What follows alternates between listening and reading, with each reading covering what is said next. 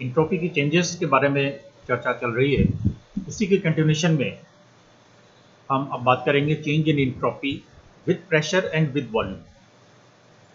पिछले वीडियो में हमने बात की थी change in entropy eight constant pressure and at constant volume, और आज हम बात करेंगे with pressure and with volume. तो वो दोनों में अंतर, तो किस तरीके से निकालेंगे? तो जब हम ये निकालना चाहें कि change in entropy with volume कैसे निकलेगी, तो ये देखिए, यहाँ पर मैं पहले पेन सेलेक्ट कर लेता हूँ।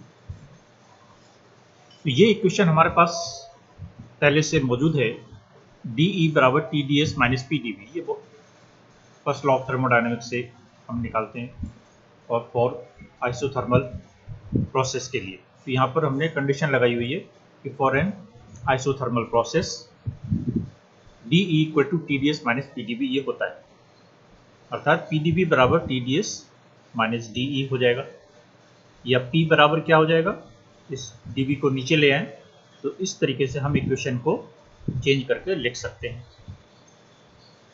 अब इस समीकरण को T के सापेक्ष डिफरेंशिएट करें और वॉल्यूम कांस्टेंट रखें, तो हम क्या लिख सकते हैं कि यहाँ पर दो पद हैं, एक ये है और एक ये है। तो पहला पद इंटू दूसरे का डिफरेंशिएशन और फिर दूसरा पद इंटू पहले का डिफरेंशिएशन, ये नियम डिफरेंशिएशन का लगाएंगे। तो T यहाँ पर रह गया और ds अपॉन dv का डिफरेंशिएशन किया तो डबल डिफरेंशिएशन आ गया d2s अपॉन dv dt, और फिर ds अपॉन dv को ऐसे ही रख लिया और इस T का डिफरेंशिएशन किया T के सापेक्ष, तो टेम्परेचर का टेम्परेचर के सापेक्ष डिफरेंशिएशन 1 हो जाएगा। तो वो हमने यहाँ लिखा नहीं है, तो ये रह गया ds अपॉन dv, और इस del E upon del V इसका टेम्परेचर के सापेक्ष डिफरेंशिएट करेंगे तो del square E divided by del T del V। तो ये इक्वेशन इस रूप में मॉडिफाई हो जाएगी। अब ये हम पहले बात कर चुके हैं del S upon del T equal to CV upon T, और इसका यदि हम डबल डिफरेंशिएशन कर दें, अब करें इसको V के सापेक्ष, तो ये हमारे पास आ जाएगा del square S upon dV dt equal to 1 upon T dV upon dCV upon dV t। यहाँ पर हमारे पास डेल स्क्वायर S यानी इंट्रोपी के डबल डिफरेंशिएशन के लिए एक रिलेशन आ गया। ये क्वेश्चन हम पहले चर्चा कर चुके हैं, del E upon del T equal to CV। ये थर्मोडायनेमिक की बेसिक इक्वेशन है। तो थर्मोडायनेमिक कैलकुलेशंस में हम थर्मोडायनेमिक्स की ही कुछ बेसिक रिलेशंस को यूज करेंगे और उसी को मॉडिफाई करते हुए अलग अलग रूप में अलग अलग जगह यूज करेंगे। तो सिर्फ ये रिलेशंस का ही आपस में खेल है। कुछ एक जो बेसिक थर्मोडायनेमिक इक्वेशंस हैं वो अगर अपने को पता है, कुछ रिलेशंस पता है, तो उन्हीं को हम घुमा फिराकर यूज करके नए रिलेशंस निकालते हैं, कंडीशंस को लगा लगा कर या वेरी करके। तो ये del E upon del T equal to CV ये हमारी बेसिक इक्वेशन है। इसको डबल डिफरेंशिएट कर दीजिए यानी V के सापेक्ष और कर दीजिए, तो ये इस रूप में लिखी जाएगी। तो हमारे पास अब ये del square E upon del V upon del T आ गया और del square S dV upon dt आ गया। इन दोनों इक्वेशंस को यानी 42 को और 43 को, इसको हम दोनों को इस इक्वेशन में रखें, इन दोनों को, ठीक है। इक्वेशन क्या है, T into del square dV upon dt, ये हमने निकाल लिया, और del square E upon dt del V ये हमने निकाल लिया। इन दोनों को हमें यहाँ पर सब्स्टिट्यूट करना है, तो हमारे पास इक्वेशन इस रूप में आ जाएगी। T तो रहेगा ही 1 अपॉन T इस रूप में। यहाँ पर T से T कट जाएगा, हमारे पास सिर्फ रह जाएगा dP अपॉन dt equal to del S upon del V. ठीक है ना, तो यहाँ तो T से ये T कट गया और बाकी ये पॉजिटिव और ये नेगेटिव ये कट गया, तो सिर्फ हमारे पास रह गया del S upon del V. तो हमारे पास रिलेशन आ गया del P upon del T equal to del S upon del V. ये एक रिलेशन हमने निकाल लिया। अब इसी को हम और आगे मॉडिफाई करें इस तरीके से, आइडियल गैस इक्वेशन लें तो P V equal to R T होता है। तो वहाँ से ये P की वैल्यू आ गई और इस P को हम T के सापेक्ष डिफ्रेंशिएट करें तो ये सिर्फ रह जाएगा R अपॉन V, क्योंकि इस T की वैल्यू 1 हो जाएगी। तो dP अपॉन dt ये रह जाएगा R अपॉन V। तो ऐसी स्थिति में इसकी वैल्यू आ गई R अपॉन V। तो हमारे पास रिलेशन आ गया del S upon del V equal to R upon V, अर्थात change in entropy with volume at constant temperature equal to R upon V। ये रिलेशन आ गया change in entropy with volume के लिए। इसी तरीके से हम निकाल सकते हैं change in entropy with pressure.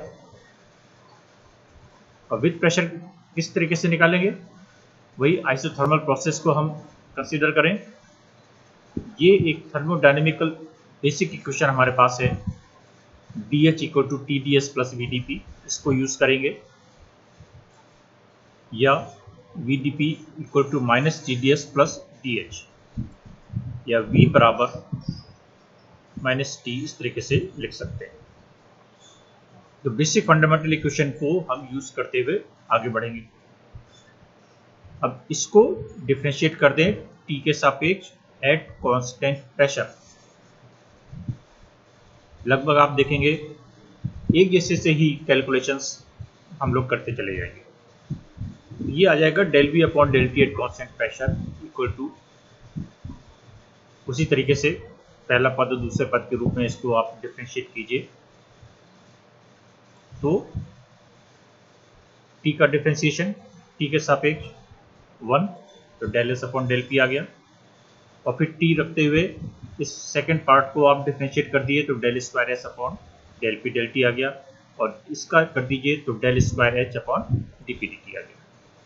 तो ये हो गया वॉल्यूम का डिफरेंशिएशन टी के सापेक्ष पी को स्थिर रखते हुए। दूसरी तरफ हमारे पास ये इक्वेशन पहले से है, del S upon del T equal to C P upon T, इसको हम पहले निकाल चुके हैं, या इसका डबल डिफरेंशिएशन कर दीजिए तो हम उसको इस तरीके से लिख सकते हैं। और दूसरी तरफ del H upon del T equal to C P, और इसका डबल डिफरेंशिएशन उसको हम इस तरीके से लिख सकते हैं। इन वैल्यूज को हम इस इक्वेशन में जो 47 में है इसको रखेंगे और रिकैलकुलेट करेंगे। तो dV अपॉन dt आप उसमें इक्वेशन में रखेंगे तो इस तरीके से आपको इक्वेशन मिल जाएगी। और सेम उसी तरीके से ये t और t कैंसिल आउट हो जाएगा, जहाँ से ये माइनस और ये प्लस कैंसिल आउट हो जाएगा। हमारे पास रिलेशन रह जाएगा del V upon del T equal to minus D S upon D P, या यूँ कर लीजिए, इसको आप इधर लिख लीजिए, इसको हम पहले लिख लें। तो del S upon del P equal to minus, इस माइनस को साइन को उठा के इधर ले जाइए, minus D B upon D T at constant pressure. तो ये इक्वेशन हमारे पास आ जाती है change in entropy with pressure at constant temperature. तो change in entropy constant pressure पे देखी, कांस्टेंट वॉल्यूम पे देखी पहले वीडियोस में, और अब with volume and with pressure. अब हम बात करें इंट्रोपी चेंज की यूनिवर्स में। ठीक है, तो यदि हमारे पास, आप जानते हैं हमेशा हम इसको रिवर्सिबल प्रोसेस में ही लागू करेंगे। रिवर्सिबल आइसोथर्मल प्रोसेस की यदि हम बात करें तो आइसोथर्मल प्रोसेस में टेम्परेचर स्थिर रहेगा, टेम्परेचर कांस्टेंट रहेगा, तो ऐसी स्थिति में इंट्रोपी जीरो। तो आइसोथर्मल रिवर्सिबल प्रोसेसेस में चेंज इन इंट्रोपी जीरो है और यूनिवर्स की हमेशा इंक्रीज करेगी, क्योंकि यूनिवर्स में सब प्रोसेस जितने भी होंगे वो सब इर्रिवर्सिबल प्रोसेसेस हैं और इर्रिवर्सिबल प्रोसेसेस के लिए delta S greater than zero होगी, यानी हमेशा बढ़ेगी। तो हमारे पास दो ही कंडीशन आती हैं कि change in entropy delta S either equal to zero for reversible processes और greater than zero for irreversible processes. Van der Waals equation की यदि हम बात करें, उस पर हम इंट्रोपी चेंज कैलकुलेट करना चाहें तो वो भी हम कर सकते हैं। इस तरीके से करेंगे, यहां पर हम कंसीडर करेंगे energy is a function of temperature and volume. इसका डिफरेंशिएशन कीजिए, del E upon del T into D T plus del E upon del B into D V. ये कंप्लीट डिफरेंशियल हो जाएगा एनर्जी का, जिसको हमने लिखा है energy is a function of temperature and pressure, अर्थात एनर्जी दोनों ही बातों पर निर्भर करती है, टेम्परेचर और आयतन पर। तो दोनों के सापेक्ष हमने इसको डिफरेंशिएट करके ऐड कर दिया, तो ये टोटल चेंज इन एनर्जी आ गया। दूसरी तरफ हम जानते हैं TdS equal to DE plus PdV पहले नियम से, अर्थात DS equal to DE upon DT plus P upon T into DV। ये DS के लिए निकल आता है। अब यहां से ये जो हमने DE की इक्वेशन 49 में निकाली है, इसको हम इस 50 नंबर इक्वेशन में रख दें, अर्थात यहां पर रख दें। ठीक है ना, इस DE की वैल्यू को यहां पर रख दीजिए, तो हमारे पास इक्वेशन क्या आ जाती है, DS इक्वल टू, इस रूप में इसको हम लिख सकते हैं CV dt upon T plus del E upon del B into D B upon T plus P upon T D V. इस रूप में इसको हम लिख सकते हैं, या इसको थोड़ा सा मॉडिफाई करके उसको हम इस रूप में लिख सकते हैं। ठीक है, ये डी बी अपॉन टी यहाँ पर भी है, डी बी अपॉन टी यहाँ पर भी है, और इसको हमने ब्रैकेट के बाहर लिख दिया है, तो अंदर हमारे पास क्या आ गया, ये इक्वेशन आ गया। तो इक्वेशन को थोड़ा सा रीअरेंज करके लिख लेते हैं। वैन डर वाल्स इक्वेशन हम जानते हैं, P plus A upon V square V minus B equal to R T होती है। इस इक्वेशन को यूज करेंगे तो P बराबर R T upon V minus B minus A upon V square. ठीक है ना, इस तरीके से लिखेंगे। इस v माइनस बी को इधर नीचे ले आइए और इस a अपॉन वी स्क्वायर को उठाकर इधर ले आइए, तो वो नेगेटिव में हो जाएगा। तो उसको हमने रीअरेंज करके लिख दिया। और दूसरी तरफ del E upon del B equal to A upon V square होता है। तो ऐसी स्थिति में हमारे पास डेल एस के लिए ये इक्वेशन निकल के आ जाती है। इन दोनों वैल्यूज को यदि हम इस ऊपर वाली इक्वेशन में रख दें, ठीक है, पी की वैल्यू रख दें और del E upon del B, इन दोनों की वैल्यूज को यदि हम यहाँ पर रख दें, तो हमारे पास डेल्टा एस के लिए ये इक्वेशन निकल के आ जाती है। ये दोनों कैंसिल आउट हो जाएंगे और हमारे पास क्या बचेगा,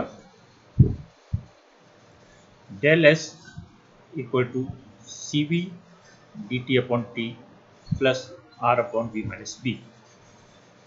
ये चेंज इन एंट्रोपी के लिए इक्वेशन आ जाएगी। इसको हम इंटीग्रेट कर सकते हैं और बड़े रूप में हम इस तरीके से लिख सकते हैं कि delta S delta S means change in entropy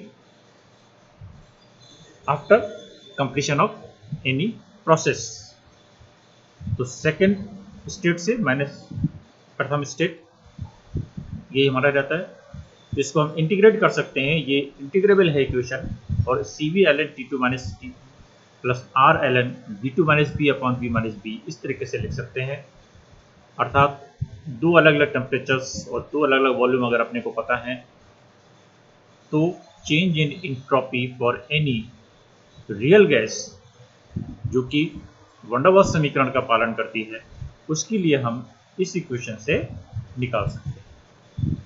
तो आइडियल गैस के लिए भी हम चेंज इन एंट्रोपी देख चुके, और वैन डर वाल्स गैस के लिए भी हम चेंज इन एंट्रोपीज देख चुके, और अलग अलग कंडीशंस पर चेंज इन एंट्रोपी के लिए क्या इक्वेशंस हैं उन सब की गणना हम लोग कर चुके हैं, एंट्रोपी को अलग अलग फॉर्म में निकाल चुके हैं।